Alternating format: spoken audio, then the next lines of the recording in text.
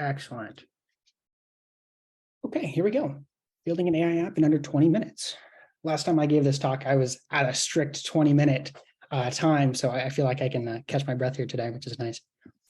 So today we'll be talking about what is MLRun, model deployment strategies in general. We're going to be talking about two main design patterns, what that would look like in MLRun. So again, after we've trained our model, how do we make it available and usable in some sort of application? And then fourth, we're going to actually create the application.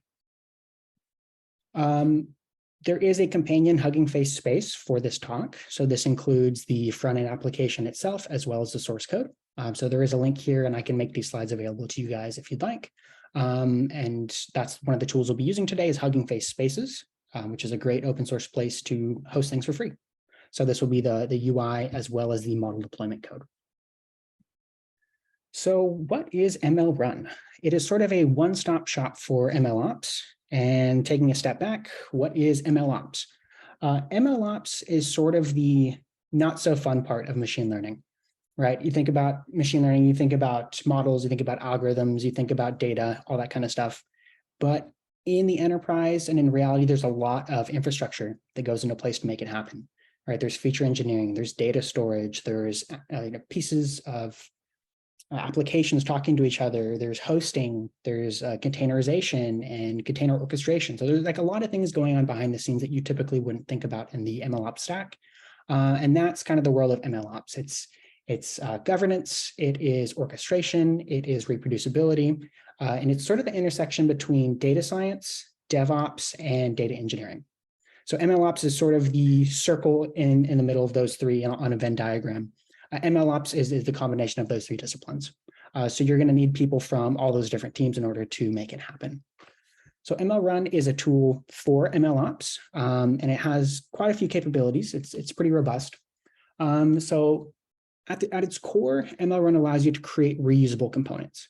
So basically, take a piece of code or a model, say a script that you've written or a model that you've trained, and you say, I would like to take this and run it with a few configuration parameters, wrap it up into a container, and deploy it onto a production environment like Kubernetes.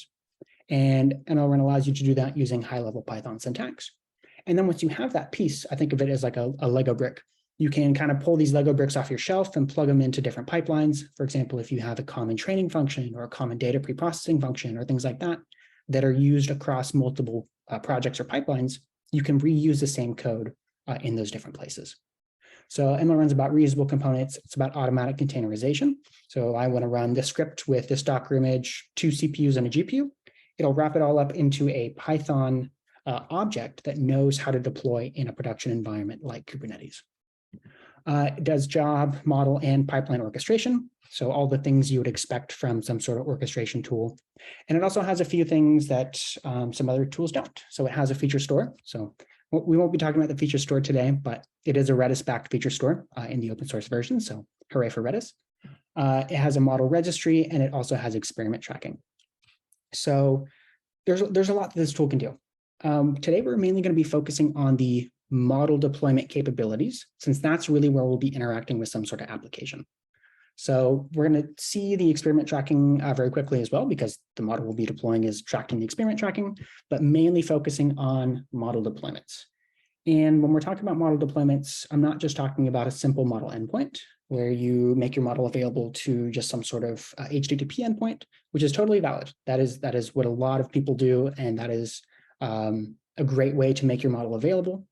But in reality, you're going to need to do some extra things. For example, feature engineering or API integrations or rolling upgrades between all these different components. Because if you upgrade your model without your feature engineering, you're going to have a bad time. So that's what MLRun's about. It's a production-first approach to creating these reusable components, putting them into production in a reproducible and reusable way. And that's my story, and I'm sticking to it. So let's go ahead and take a quick look at MLRun. I'll show you the UI, specifically the experiment tracking. That's probably the most exciting part. And then we'll go ahead and take a look at the model deployment. So here we are. So this here, let me make it a little bit bigger. What you're seeing here is the MLRun project screen. So MLRun is separated into projects. A project will have features, a project will have models, a project will have jobs or pipelines or things like that. So all separated into projects. And so I've gone ahead, I've created this project and I have a model in this project. So I can go ahead and go under models. I can take a look here. It's a heart disease classifier, not a particularly fun example, but it's binary classification. Does this person have heart disease or not? So 0 or 1. And then we can take a look at it and get some information on where it's stored, when it was trained, what algorithm or framework was used, some evaluation metrics. I have like accuracy, F1, precision, and recall. What data sources were used to train this particular model. You can also attach things to it. For example, I have feature importance as well as a confusion matrix and a few other things that are attached to this model artifact.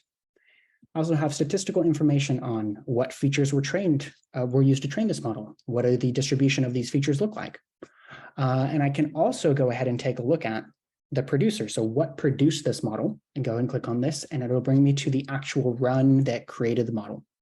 This shows what parameters were passed in, what were the results of that run, who ran it, what are the logs, so on and so forth. I can even go ahead and take a look at the individual code itself, linked to a Git repo, a GitHub hash, as well as the source code itself.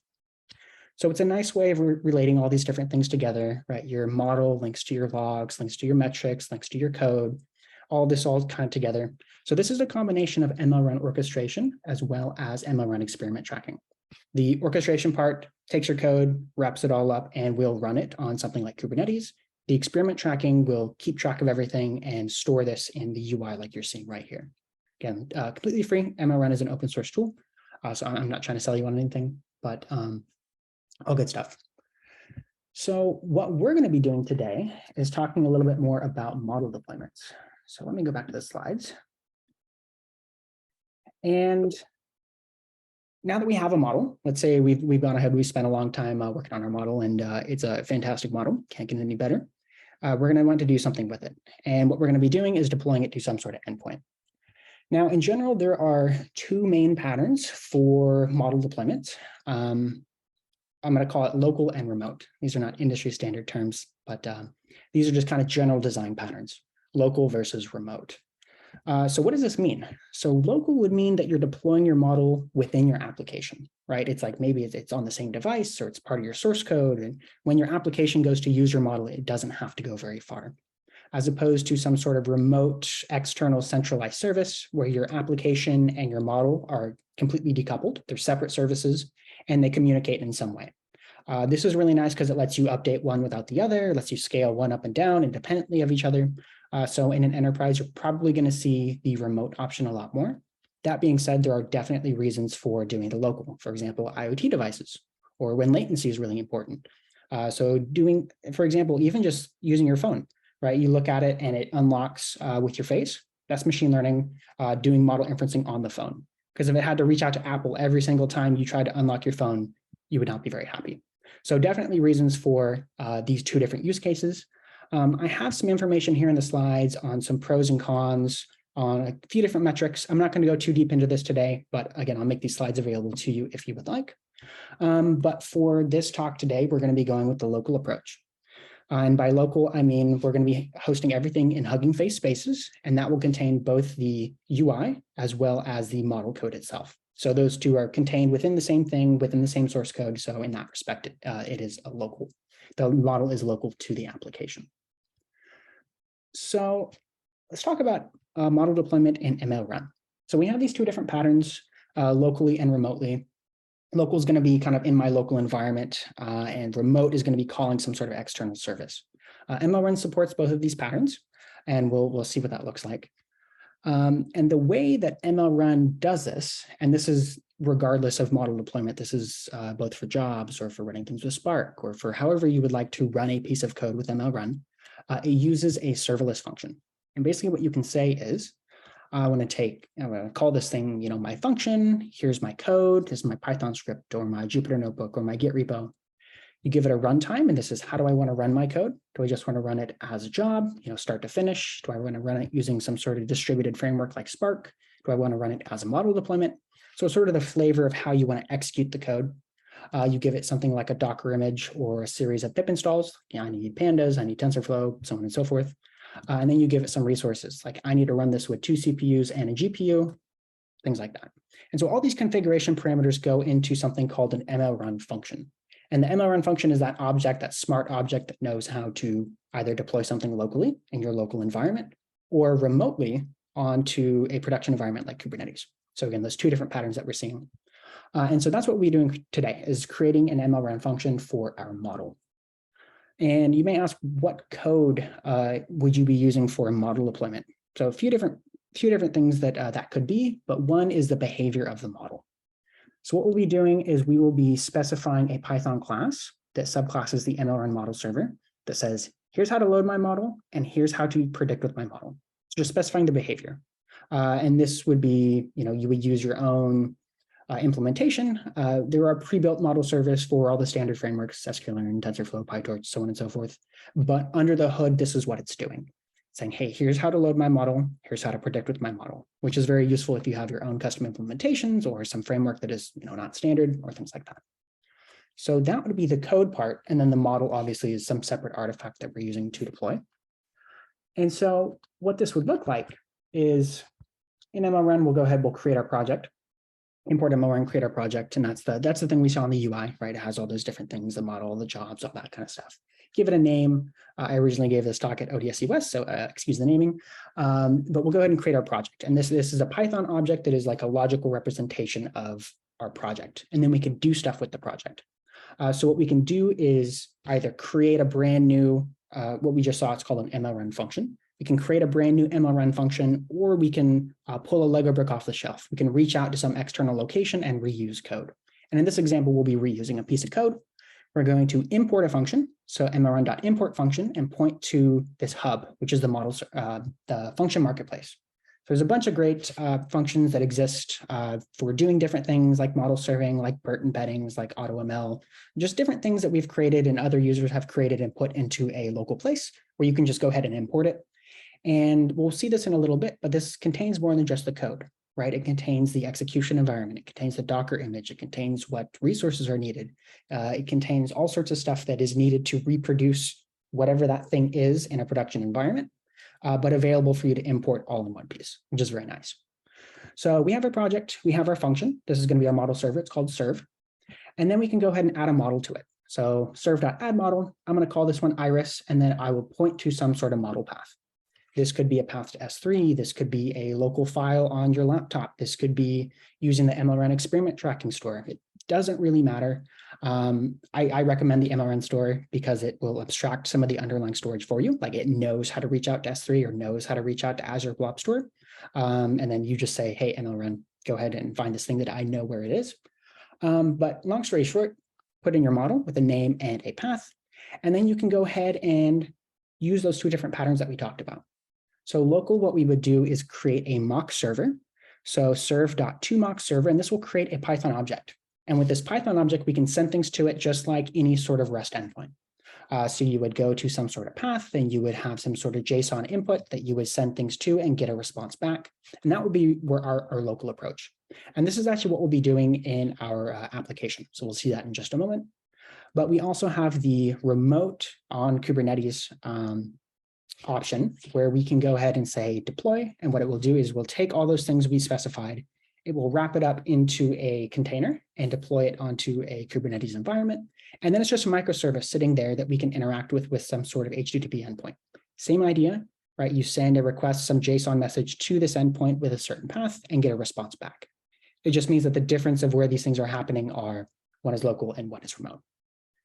So let's go ahead and create our AI app. So we have a good idea of model.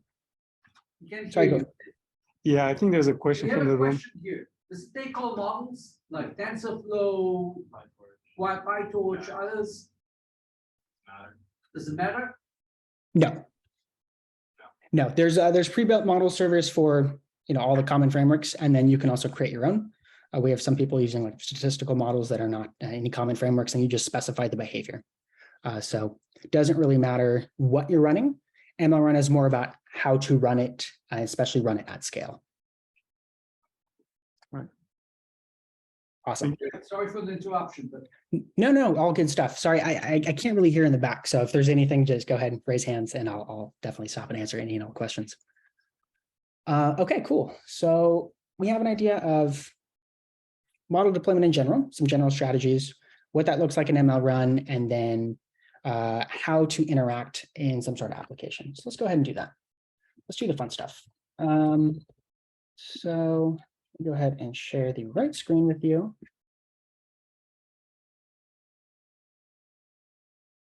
Okay, excellent. So before we actually get into the application itself, I'd just like to show the model serving by itself, just to have an idea. And long story short, we're going to be creating something a little bit more complex than just a standard model endpoint. Because like we talked about, traditionally, there's more that needs to happen. For example, you may have pre-processing. You may have a model ensemble of multiple models that are combining together to create a final result. You may have post-processing. All these things that need to update together. If you update one piece without the other, you're not going to have a good time. So MLRun allows you to specify using high-level Python syntax, essentially a graph. It is a computation graph of something that happens in real time. An event comes in, it goes through a series of steps. What those steps are completely up to you. And you guys are free to take a look at the source code and see what's happening, but it's basically taking a dictionary, modify the dictionary, return the dictionary. That's it. Same thing for the model server, taking a dictionary, which happens to be our features, modify the dictionary, run through our model prediction, return a dictionary, which is the result of our model, right? So what we can do is create a graph like this, which contains all this sort of information, and it's using Python code. So you can basically say, hey, I want to run. If we look at the graph itself, you can say graph.addStep, run this class that I created called sklearn pipeline, or add this step that I called format outputs, or what have you. So it doesn't really matter what exactly the code is doing. The idea is you will want to do something, whether it's data preprocessing, enrichment from an API, or some sort of, or even enrichment from a feature store, maybe a Redis-based feature store, which would be super cool. You're going to want to do something to your model or to your data before it ever hits your model. And that is intrinsically tied to your model and should be part of your model deployment. That's the point I'm trying to make. So it's more than just a model endpoint in that you have a model, send a request to it, but there is more things going on in that endpoint. And that's what MLRun allows you to create. So we could go through the details of this. Again, the source code is available for you guys to take a look at. But the nice thing about this is it allows you to save it to a file. So we can save this whole thing to a YAML file. And that's what we imported at the very beginning when we reached out to the function marketplaces. We just imported a YAML file. I would like to show you that YAML file because it's actually pretty interesting. It contains everything that you would need to recreate that graph that we saw in production. It contains the name, it contains the Docker image, it contains the source code, it contains the GitHub repo and the hash, it contains Kubernetes requests and limits, it contains scaling behavior. All this blob right here is the source code, base 64 encoded in this file. So like it also includes the computation graph with all the different things that we added. So like everything to create that image, this graph image here is in that one file, which is pretty cool. But it also allows you to reuse it and import it and use it somewhere like our application. And that's what we'll be doing. So we've done all the hard work. We've written our model. We've designed our graph so that it does the feature engineering and it hits our model and it does a bunch of cool stuff. And then we can go ahead and finally use it in our mock server. So this is our local approach. So what we can do is just take this function that we created, create a mock server out of it. And what it will do is it's loading some stuff and it's loading a preprocessing file and it's loading our models into memory and so on and so forth. And then we can go ahead and send things to it. So this is just a regular JSON message and we can send a request to it. This is like simulating a REST endpoint and you get a response back. So we have no heart disease and we have heart disease respectively. And the same idea is on Kubernetes, right? Just it happening in a different place that you would run function.deploy. It'll wrap it all up, deploy it as a microservice on Kubernetes, expose it to your endpoint, and then you can go ahead and do the same thing, get a response back, no heart disease or heart disease. So what we're going to do is we're going to take this and we're going to put it in an application. So the application that we are building looks something like this. So this is Huggingface Spaces. If you have not used it before, highly recommend checking it out. It's super cool. It allows you to host a UI and a model and a bunch of other stuff completely for free. So if you get nothing else out of this talk, check out Huggingface Spaces. And we're also using something called Gradio. It is a framework for designing machine learning applications using high-level Python syntax. It's very similar to Streamlit. It's actually a little bit simpler than Streamlit. I've used both. They're both great. Both have different use cases. Gradio is like, hey, I got to do this in 20 minutes. So Gradio is really great for that. And basically what I did is I created a bunch of sliders and drop downs and things that our user can interact with, right? This isn't some sort of life-changing application, but this would be, if you're building it, it's going to be some life-changing application. So we can use our drop downs and sliders and checkboxes and things like that. And then when our user has interacted with our application in a sufficient manner, they can do something. And in this case, it's press predict, and we get a response back. So unfortunately, it looks like this person has heart disease. But there's a few examples here at the bottom where we can go ahead and it'll pre-populate the sliders. It's going to run it, no heart disease, and then heart disease respectively. So the application itself is super simple, right? Nothing crazy and exciting here. But I wanted to show how we're actually interacting with the model that we created. And there's a little snippet at the top here, which is kind of gives it away. But basically, all we're doing is grab my project, grab my serving function, right? The thing that I created and registered as that YAML file that contains the graph, that contains my models, that contains the pre-processing, that contains all that different stuff that we talked about. Create that mock server that we talked about. So local Python object is using that local design pattern as opposed to the remote one that we talked about. And then just go ahead and send a record in JSON format to it. So we're taking all these values from the sliders, formatting it in JSON format, and getting a response from our model. And that's what this is. This is just the raw output of the model itself being displayed. You probably want to do something a little bit more exciting, but just to be very explicit, this is what it's showing. So I wanted to end off by going into the source code of this and taking a look. It's very straightforward. And a majority of this whole file is just front end. Gradio has the concept of blocks, that you can create blocks. So this is, for example, a markdown block, which is how I had that code snippet at the beginning. You can have rows and columns and sliders and drop downs and checkboxes. And you create these things using super high level Python syntax. So I did that for all the different things, all the different features from my model. I get back some sort of result. And I just put that into something called inputs. So inputs is just all the inputs from my model that is from a slider or drop down or what have you. They're all coming into inputs. Last thing I did was I created some sort of JSON field for my model prediction. This is what I'm going to populate. That's what we saw actually being populated. And I created a button called predict. And then finally I say, hey, when I press my predict button, I'm going to call this function called predict. We'll come back there in a second. Take in all the inputs. So the inputs are going to be all of the inputs, right? These are all the things, all my sliders, all my drop downs, all those different things. Going to take in all my inputs. And then whatever result you get from that predict function, go ahead and output it to my label. This is, again, my JSON field that we saw was being populated by the model. Super high level Python syntax. It's, 100 lines of code to do this. I also put a few examples just to have those things at the bottom. But again, I wanted to touch on this predict function, which is pretty much what we've been talking about. So grab your project from MLRun, grab the serving function that we already created. It's a graph, it's the models, all that different stuff. Grab the mock server as a Python object, and then go ahead and make a request to it using all those values in JSON format. And that is pretty much it. So I'm going to go ahead and end off there. There are a number of different links that you are more than welcome to check out for MLRun.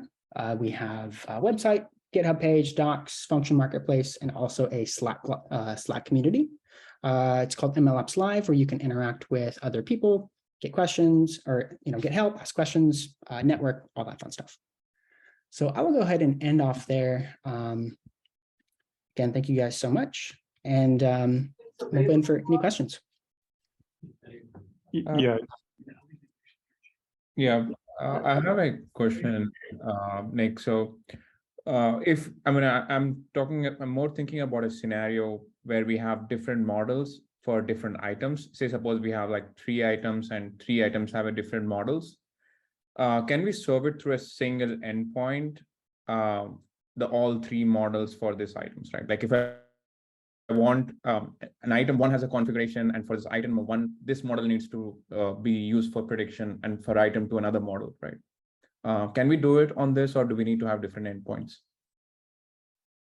So yes, to answer your question, yes. Let me share my screen really briefly. So when you're going to your endpoint, right, it's going to be some sort of REST endpoint that has a route at the end. And in this case, it's /v2/models, the name of the model that you're going to, and then predict. So what we could do is route to a different model based on whatever you're doing, whether it's explicitly calling that or you have some sort of logic to route it to that different model based on certain parameters in your event. Got it.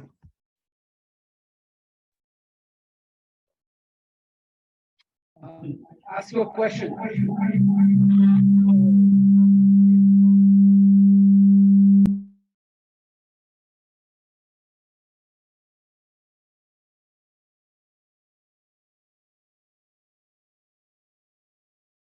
Sorry, I'm not able to hear anything.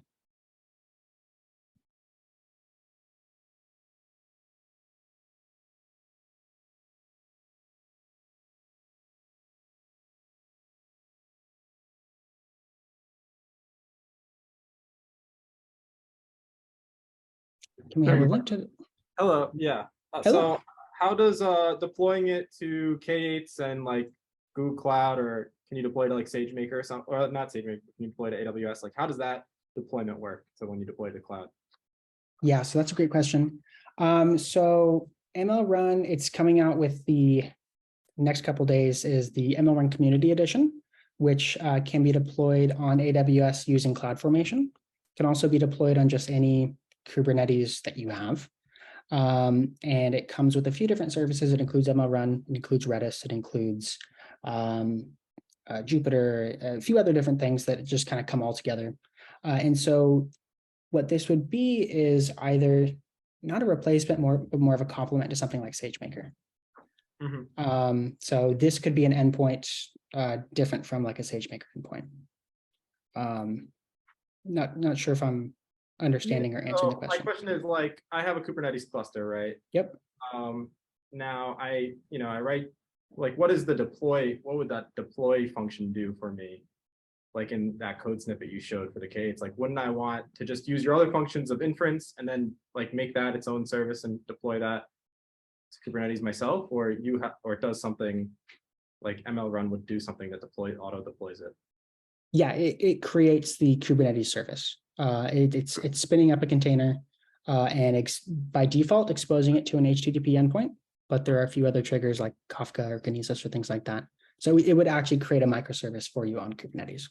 The idea is that so you're not, data scientist has one set of code, DevOps team is living in YAML or things like that. So you're not rewriting your application as you move through the process. It's more of like quick iterations and being able to deploy something within the same set of tools. Yeah, so that's like kind of where my confusion is, because like, does it generates a YAML for that, or it just auto deploys? How do you set that up? Where you're a data scientist, your company has some cluster, you want to just like let your data scientists deploy their endpoint. Yeah, that's just like a couple lines of code with MLRun. Is that it? Yeah, so MLRun, it has a server and a client. The server would be a. Oh, you have to put a server on your cluster then.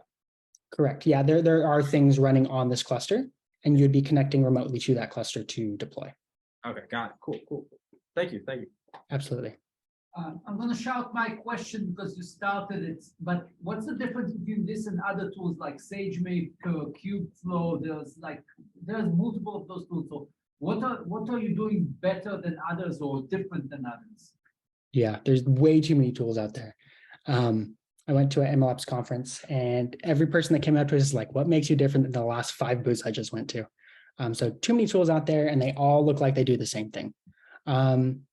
What I would say is something like SageMaker, there's a lot of disparate pieces. Like they have, their endpoints, and they have their data wrangler, and they have all these different things, but you kind of have to put it together yourself. Kubeflow, same thing. It has, Katib, it has Seldon or Kserve, and it has notebooks, and it has all these different things, but it's sort of open source, it's sort of managed. There is still some glue logic that you have to write or troubleshoot or get through. The idea for MLRun is to have more of a glueless integration between different steps so that you are essentially developing with the same stack that you're deploying in, so that there is not some sort of switch from Python to YAML, that there's not sort of a team switch of throw it over the fence and hey, now it's your turn. It's MLRun specifically, there's a few things that we're doing. One is the feature store, which in your next talk, you'll learn all about feature stores and the cool things they can do, but MLRun does have a feature store. We do have the online serving graphs, what we saw there of, pre-processing models, things like that, just in some sort of real-time pipeline, essentially. Has that, it has monitoring as well. I think in the community version coming up, there will be model monitoring for input features to detect drift and kick off retraining processes. And then there's also CI/CD integration. So integrating with your CI/CD framework of choice, GitHub Actions, Jenkins, what have you. We recommend deploying and orchestrating through CI/CD. So a few different things that MLRun does a little differently. It's more so a mindset thing of production first, of I know what this is going to look like at the end of the day, and I'm developing with the same tech stack that I'm going to use to put it into production. Thank you. You got it. I got a question a lot closer. Do you have anything that supports video or images? So say you've got a model that does image processing. Is there something that helps that flow of images and video into a model? Yeah, what I've seen in the past is essentially having a process that would split the image into individual frames and then send each frame to your model. So for example, if we think of that pipeline, one step in the graph could be separate this incoming video into multiple frames, and then you could have multiple steps in parallel, each going to a replica of a model. So your model scales up and down. And then you have multiple versions of your model processing those things in parallel. And then you would have something at the end to go ahead and put everything back in the right order. If you're just doing image processing, you could just, send the image to the model, either encoding the image within your request itself, like base64 encoding it, and then sending that in the actual request body. Probably not as performant as sending a path to something like S3. Say, hey, here's my S3 file, go ahead and grab it as one of these steps and load it into memory and then send that to the model. So it kind of depends on your architecture and how you want to set that up. But to answer your question, yes. Thank you. Got it. One more question. You said Yes. you had a community edition or something. So without getting into anything monetary or anything, but what do you offer freely for the community? What's your things that the community should know they can use freely? So the community edition, it includes a few services, but it needs to be hosted somewhere, whether that is on your laptop, on something like Kubernetes for Docker Desktop, whether it is using Docker Compose on your laptop or a Kubernetes cluster of some sort. We also have a CloudFormation stack for AWS. So that would be deployed and create AWS resources. So software is free. You're going to be incurring some cloud costs for that. But of the things included in the MLRun Community Edition, it includes MLRun. It includes Jupyter. It includes Nucleo, which is essentially, think AWS Lambda. It's what's running these functions. It includes Redis. It includes Prometheus and Grafana for visualization and metrics. So there's a bunch of different things that are included with kind of that glue logic attached. The software itself is free, but it will need somewhere to live, whether that's on your laptop, a local Kubernetes cluster, or something like in the cloud. Okay, thank you. Got it. All right. Any more questions? Anyone? Okay, are there any questions in the chat? Okay, yeah, I think somebody wants the links to the repo. Maybe you can post those, Nick, after. Absolutely. I can send this right now. Someone is asking, can we serve multiple models for a single endpoint? Yes, we can. Yeah, you would essentially in the route, it's like, hey, /model/model1 or /model2 or so on and so forth. So same base URL, just a different route. Awesome. Okay, and Yeah, those are all the questions. okay. All right, well, thanks so much, Nick. Really appreciate it. All right, thanks everyone.